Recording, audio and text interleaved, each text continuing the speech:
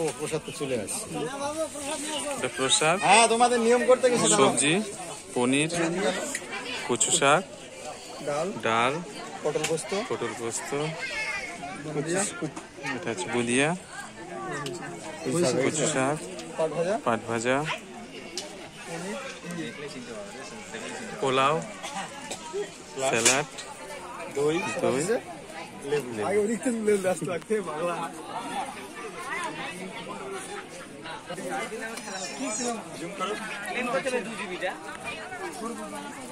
আমরা সবাই